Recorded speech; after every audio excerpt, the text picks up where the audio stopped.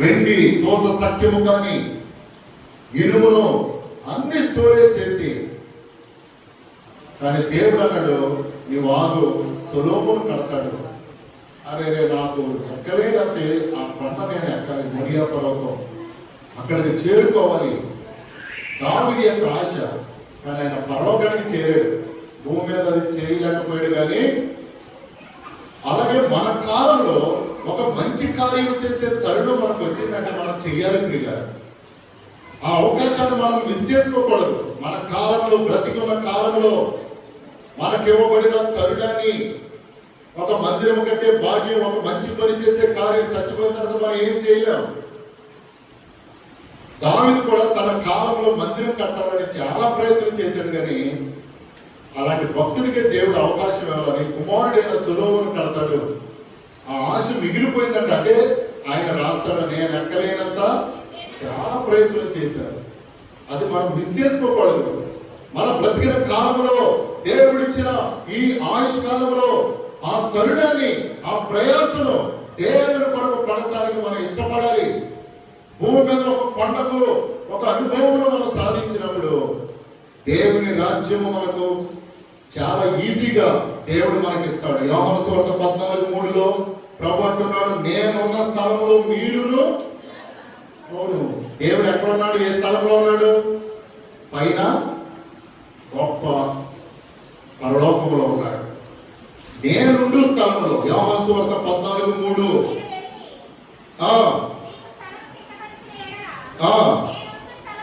నేనుండు స్థలంలో మీరును ఉండులాగన మరలా వస్తాను. అదే 2వ రాకడలో స్థలము సిద్ధపరచ వెళుచున్నాడు దేవుడు.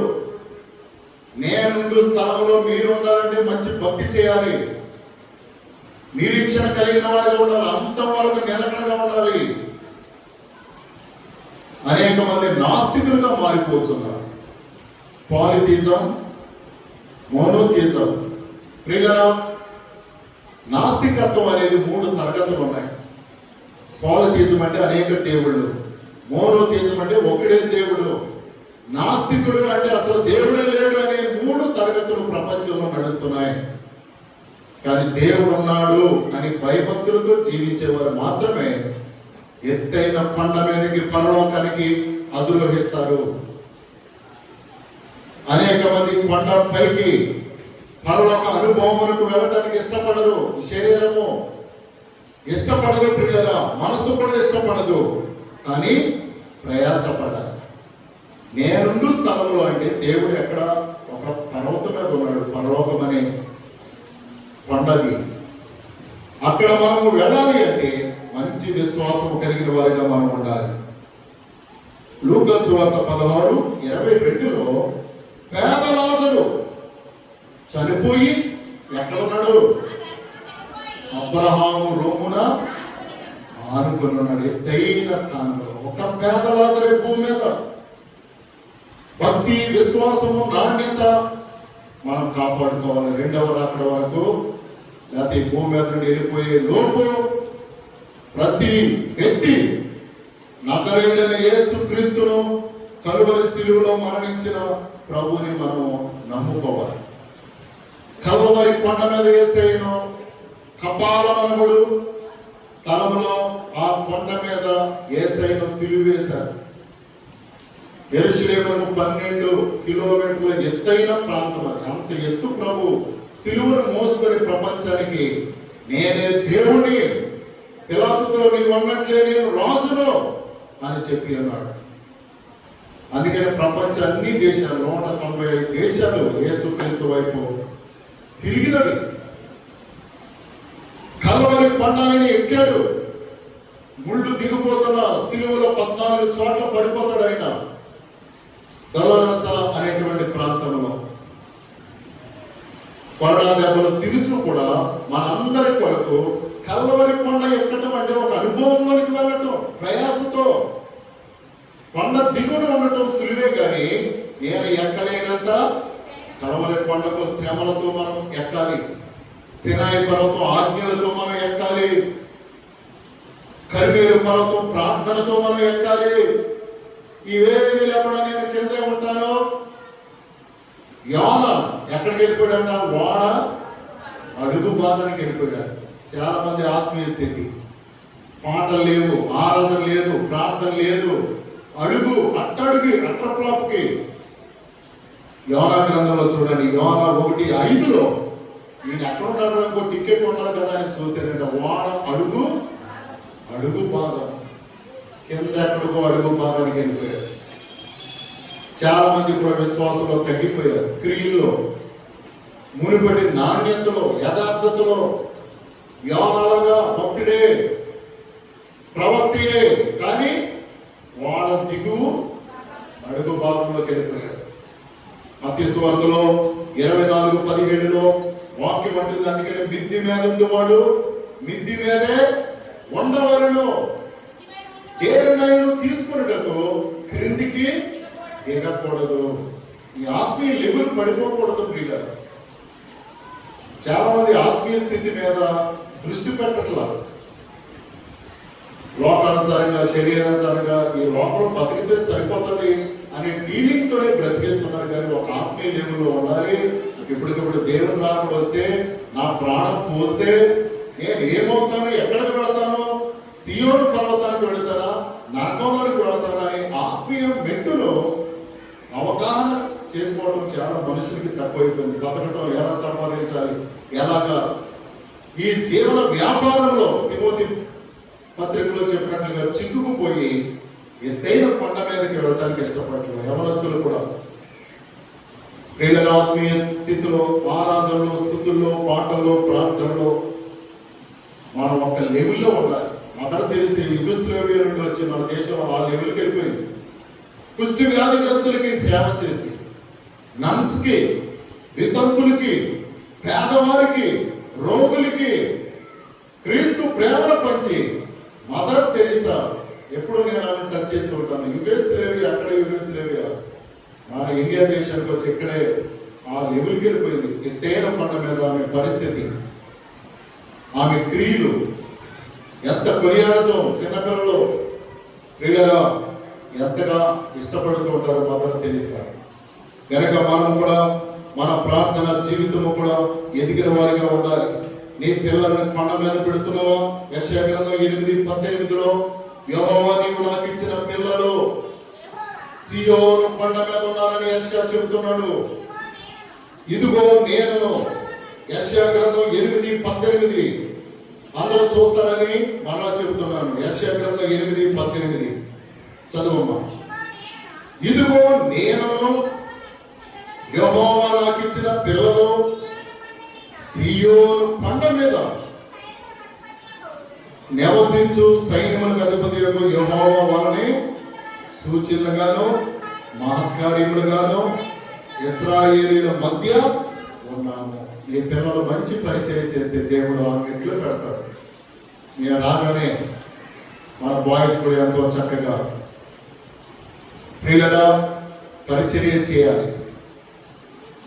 యెహోవా నీవు నాకు ఇచ్చిన పిల్లలు ఎక్కడున్నారంట? సియోను కొండ మీద ఉన్నారు. మన పిల్లలు కూడా ఒక ఎత్తైన స్థితిలో పెట్టాలి ప్రియుల. ప్రార్థనతో పరిచర్యలో వారిని వెళ్ళు, కెమెరా పనిచేయి, అయ్యగారికి సంఘములో ఖుషిగా వారి మన పిల్లలు గొప్పవాళ్ళు అవుతారు ప్రియుల. చాలా ఉన్నత మెట్టులో దేవుడు వారిని పెడతారు.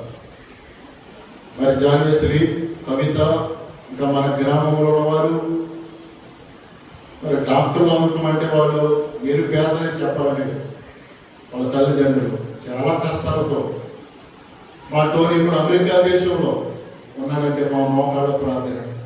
మా డాడీ కూడా దేవుడు ఆశీర్వదించాడు. 10 మందికి పని 30,000 జీతం ఒక్కొక్కరికి ఇస్తున్నాడంటే మరి ఎంత ఆశీర్వాదమో చూడండి. 10 మందికి ఉపాధిని కల్పించదు.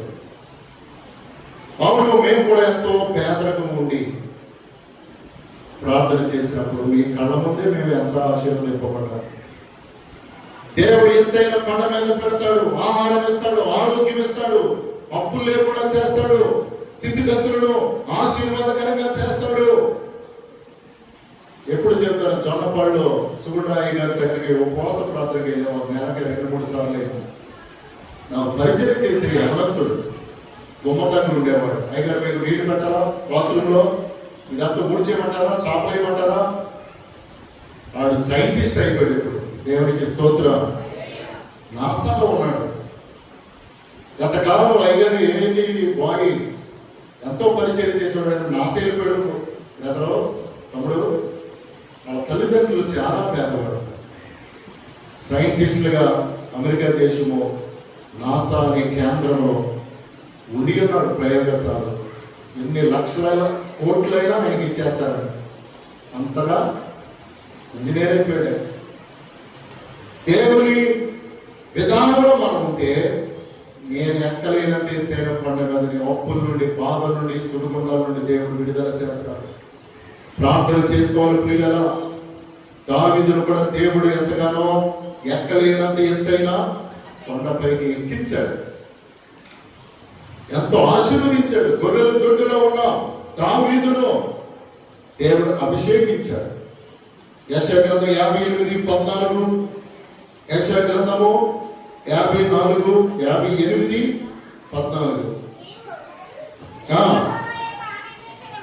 నీవు యెహోవా యందు ఆనందించెదవు.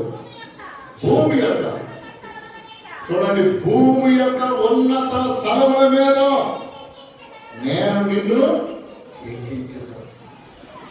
భూమి యొక్క ఉన్నత స్థలంలో దేవుడు నిన్ను పెడతాడు.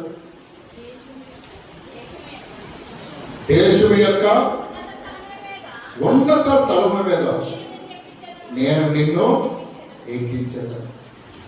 కనుక ఎప్పుడు సడుక్కుంటూ గొనుక్కుంటూ ఉంటే నీవు ఉన్నత స్థలం మీదకి ఎక్కలేదు. చాలా మంది సరుగుడు, గొనుగుడు, చీప్ మెంటాలిటీ, మూలుకోవటం, అసూయ పడటం. వీళ్ళు ఎప్పుడు క్రిందే ఉంటారు. వాళ్ళేలాగా ఏళ్ళేలాగా అనేవాడు ఎప్పుడే వాళ్ళ ప్లేస్ క్రిందే. ఇవన్నీ పట్టించుకోకుండా ఎయిమ్, ఒక డెస్టినీ, ఒక గోల్, ప్రార్థనా శక్తితో ఉంటే నీవు ఎంతైనా ఉన్నత దేశం యొక్క ఉన్నత స్థలం మీద పెడతాడు. లూసిఫర్ యెషయా గ్రంథం 14:12 కింద పడిపోయిందంటే, పైన లూసిఫర్, తేజో నక్షత్రమా, వేకువ చుక్క, నీ వెట్లు ఆకాశం నుండి క్రిందికి పడితివి, జనములను పడగొట్టిన నేల మట్టి వరకు ఎలాగో నరకబడింది. ఆకాశములకు ఎక్కిపోయేదను, పైగా నా సింహాసనం హెచ్చించుకుందును. ఉత్తర దిక్కునున్న సభా పర్వతం మీద కూర్చున్నాను. హబుల్ కెమెరా ప్రపంచంలో హబుల్ టెలిస్కోప్ అనేది ఈ మధ్య సభా పర్వతము, పరలోకము టెక్నాలజీ పెంచి, ఎన్నో లెన్స్ టెక్నాలజీ పెంచి దాన్ని అమెరికా వాళ్ళు మధ్యాకాశానికి ఫిట్ చేస్తే, సభా పర్వతం దగ్గర దేవుని దూతలు ఒక సింహాసనము అగ్ని మండుచున్నట్లుగా కనుగొన్నారు. అమెరికా నాసా అంతరిక్షం యొక్క ఆ టెక్నాలజీ వాడు.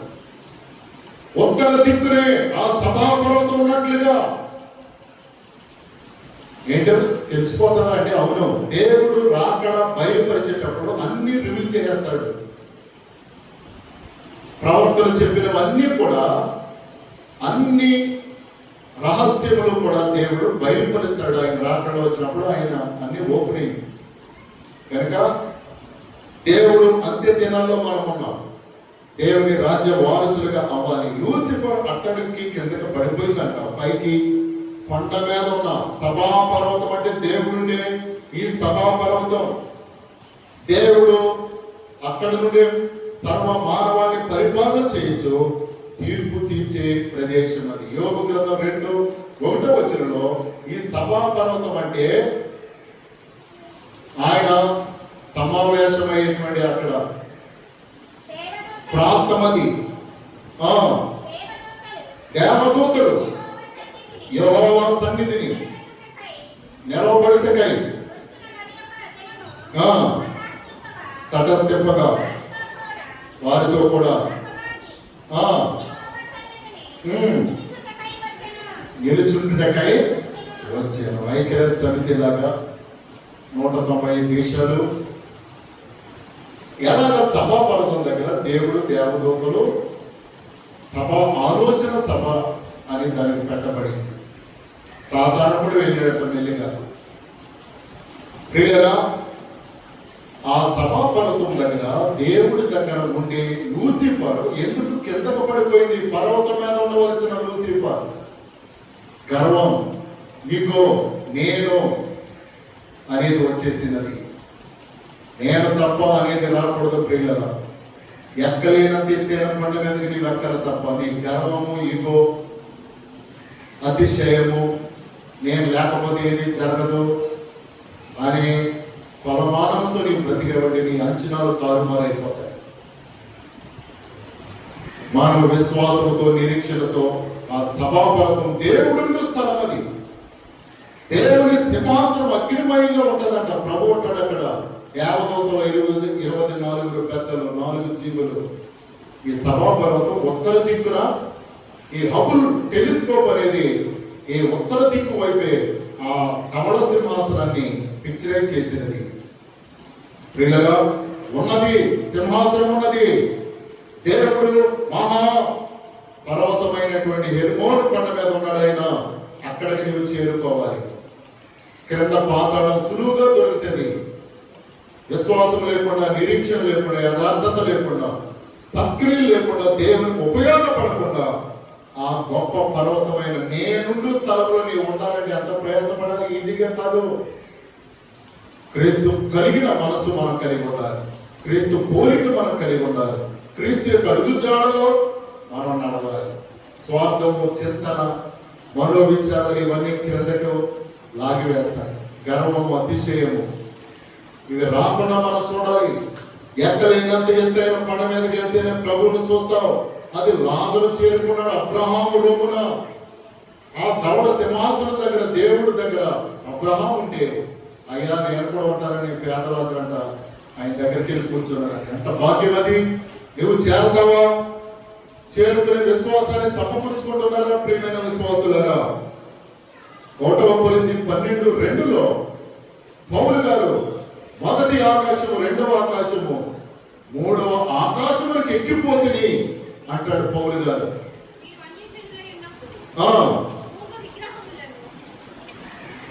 లేదమ్మా 12:2 స్ట్రైట్ ఫార్వర్డ్ గా 2 కొరింథీ లేకపోతే నేను ఎరుగుదును 14 సంవత్సరాల క్రిందట చదవమ్మా. 3వ ఆకాశములకు కొనిపోబడే. పౌలు గారిని అంటే ఒక రోజు 3వ ఆకాశం ఎత్తైన కొండ మీద తీసుకుపోయాడు. దేవుడు 3వ ఆకాశంలో ఉంటాడు. మొదటి ఆకాశం విమానాలు, ఈ స్కై. 2వ ఆకాశంలో దురాత్మలు ఉంటాయి. ఎఫెసీ పత్రికలో వాయుమండల దురాత్మలు 2వ ఆకాశం వరకే వాటికి పరిమితంగా. 3వ ఆకాశంలో దేవుని స్థానం అది. అక్కడికి ఈ లోకంలో నాకు ఏవి వెళ్ళలేవు. అంతరిక్షము, గెలాక్సీలోనికి ఇవన్నీ కూడా మొదటి 2వ ఆకాశంలో దొరికేవే. 3వ ఆకాశంలోనికి మానవుడు వెళ్ళలేడు. రక్షణ పొందితే ప్రియులారా ప్రభు రాజ్యం అక్కడ ఉంది అన్నది. పౌలు గారిని ఆత్మస్వరూపిగా ప్రభు అంట 3వ ఆకాశానికి తీసుకుని వెళ్ళాడు. 14 సంవత్సరాలు రక్షణ పొందిన తర్వాత నీవు ఎన్ని శ్రమలైనా నాలో ఉండవు, ఎట్టపరచబడు, తొలగిపోవద్దని దేవుడు బలపరచడానికి 3వ ఆకాశానికి తీసుకుని వెళ్ళాడంట పౌలు గారిని. అది నేను చూచాను. అందుకని అలా ఉండిపోయాడు ఆయన. దేవుడి కొరకు ఎన్ని శ్రమలు వచ్చినా కానీ. పరలోక పట్టణము చాలా విలువైనది, అద్భుతమైనది. ఈ అధునాతనమైన పట్టణానికి షాంఘై అనే పట్టణం మీరు గ్రూప్ లో చూసారు, ఎంత బ్యూటిఫుల్ గా ఉంది. ఎత్తైన కట్టడం, పర్వతం గురించి నేను మాట్లాడుతున్నాను. దీనికంటే బ్యూటిఫుల్ గా ఉండేది పరలోక పట్టణం. ఏ మనుషుడు ఎక్కజాలన్నది ప్రభుతో ఉంటే, ప్రభు రక్షణ పొందితే, ఆ పేదరాజుడు అబ్రహాము యొక్క కుడి పార్శ్వన ఆనుకొని ఉన్నాడు. ఆ భాగ్యము ఆయనకి లభించి ఉన్నది. ప్రియులారా, లూకా 7:6, లూకా లూకాసు వార్త 7వ అధ్యాయం 6వ వచనంలో శతాధిపతి ప్రభువా నీవు నా ఇంటికి వచ్చుటకైనను ఓకే అమ్మా, నేను దీని సారాంశాన్ని చెప్తాను, టైం లేదు కనుక. శతాధిపతి నేను నీ ఇంటికి వస్తానన్నప్పుడు ప్రభువారు అతని దాసుని స్వస్థపరచడానికి నీవు నా ఇంటికి వచ్చినకు నేను యోగ్యుడను కాదు, ఒకరిని రమ్మంటే వచ్చును ఒకరిని రమ్మంటే పోవును, కానీ నేనంతా యోగ్యుడును కాదు ప్రభు అన్నప్పుడు యేసయ్య అంటాడు, ఇశ్రాయేలులో ఎంత విశ్వాసము ఉన్నట్లు నేను ఎక్కడా కూడా కనుగొనలేదు. శతాధిపతి తగ్గించుకొని క్రీస్తుకు అంత స్థానంలో ప్రభువే అంత స్థానంలో ఆయన చూచాడు. ఇది ఆత్మీయ కోణంలో నేను మెజర్మెంట్ కొలుస్తూ ఉన్నాను. ఆ లెవెల్లో వెళ్ళిపోయాడు శతాధిపతి యేసయ్యకు. నేను యోగ్యుడను కాదు, కానీ ఈ లోకంలో కూడా రమ్మంటే పోను 100 మందికి అధికారిని అన్నీ ఉన్నాయి, కానీ ప్రభు నీవు నాకు ఆ ఇంటికి రావడానికి యోగ్యుడను. ఆయన తగ్గింపును బట్టి దేవునికి యేసయ్య దృష్టిలో ఎత్తైన పండగ ఉన్నాడు ఆయన ఆత్మీయ లెవెల్లో. అవును ప్రియులారా, మనము కూడా దేవుని కొరకు మంచి భక్తిని కనుపరిచి దేవుని దృష్టిలో ఆ లెవెల్లో ఉండాలి. మనం కనాను స్త్రీ మత్తయి సువార్త 15:28లో కూడా ఆమె ఎంతో తగ్గించుకొని యేసయ్యను వెంబడించడం ద్వారా యేసయ్య ఆమె వైపు చూసి అమ్మా నీ విశ్వాసము గొప్పది, నీవు కోరినట్లే నీవు కవులుగా. ఆమె వద్దు చీపు అన్నా కానీ ప్రభువుని వెంబడిస్తున్నది కనాను స్త్రీ.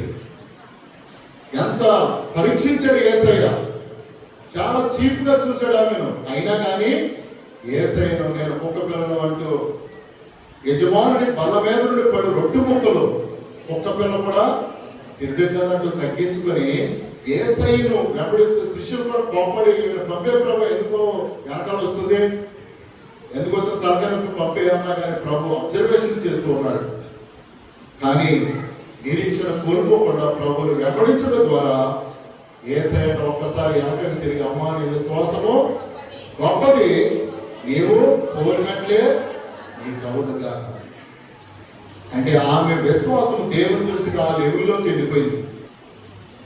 ఒక్కోసారి మా దృష్టి కూడా మీ పరిచర్య మీరు చేస్తున్న విధేయత మాకు ఆ లెవెల్లో కనబడతారు. ఎంత భక్తి, ఎంత విశ్వాసము, సేవకులు అంటే ఎంత గజగజలాడుతున్నారు. ఈ బిడ్డను ఏమైనా సరే దీవించాలి ప్రభు, వీళ్ళ పొదువు తీర్చాలని మేము ఏకాంతంగా ఎంతో అంగలారుస్తూ ఉంటాం. ఈ బిడ్డ మా పట్ల చూపించుతున్న విశ్వాసం, సత్క్రియ, ప్రేమ అలా ఉండాలి ప్రియులారా. దేవుని హృదయాన్ని దోచుకునేటువంటి వారుగా శతాధిపతి 2 మాటలు పలికాడు. ఆ శతాధిపతి దేవుని దృష్టికి ఆ లెవెల్లోకి వెళ్ళాడు. నేను చెప్పేది కనాను స్త్రీ కూడా ఆమె పట్టు విడవక వెంబడించిన ఆ విశ్వాస విధానానికి యేసు ప్రభు ఫిదా అయిపోయాడు. ఏమి విశ్వాసం అయ్యింది, భూమి మీద కూడా నీ విశ్వాసాన్ని బట్టి దేవుడు ఆశ్చర్యపడాలి. ప్రియుల దేవుని హృదయంలోనే ఉండాలి, విశ్వాసాన్ని పెంచుకోవాలి. భక్తి జీవితము, యథార్థ జీవితము, ప్రార్థన జీవితము, హానెస్టీగా దేవుల్లో ఉన్నప్పుడు భూమి యొక్క ఉన్నత స్థలముల మీద నిన్ను పెడతాడు. ద్వితీయోపదేశకాండం 28:8 వచనంలో ద్వితీయోపదేశకాండము 28వ అధ్యాయం 8వ వచనంలో